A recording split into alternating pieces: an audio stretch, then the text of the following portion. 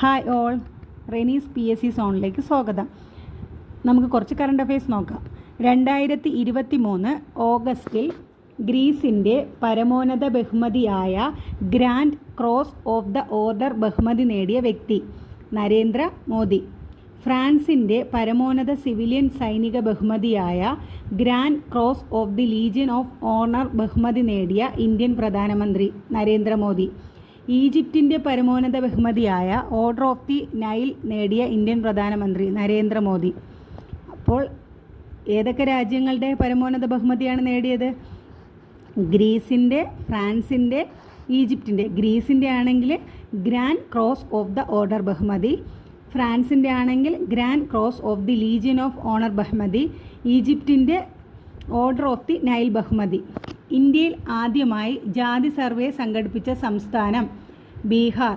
3 മുതൽ 12 വരെ ക്ലാസ്സുകളിലെ പാഠ്യപദ്ധതിയും പാഠപുസ്തകങ്ങളുടെ ഉള്ളടക്കവും പരിഷ്കരിക്കാൻ NCERT രൂപം നൽകിയ 19 അംഗ സമിതിയുടെ അധ്യക്ഷൻ മഹേഷ് ചന്ദ്ര പന്ത്.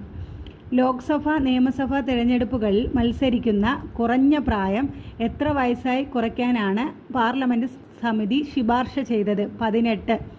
നിലവിൽ എത്ര വയസ്സാണ് ലോക്സഭയിൽ മത്സരിക്കാൻ? 25. അത് എത്രയായിട്ട് കുറയ്ക്കണമെന്നാണ് പാർലമെൻറ്റ് സമിതി ശുപാർശ ചെയ്തത്? 18. 100 ഇയേഴ്സ് ഓഫ് PIB. എന്താണ് PIB? Press information bureau. Press information bureau ശതാബ്ദി ആഘോഷിച്ചു. 1923 ജൂൺ 1 മുതൽ ബ്യൂറോ ഓഫ് പബ്ലിക് ഇൻഫർമേഷൻ എന്ന പേരിൽ പ്രവർത്തിക്കുന്ന വിഭാഗമാണ് കേന്ദ്ര വാർത്താ വിതരണ മന്ത്രാലയത്തിന് കീഴിലുള്ള PIB, അതായത് press information bureau. Press information ബ്യൂറോയുടെ മേധാവി ശ്രീ മനീഷ് ദേശായി. Thank U.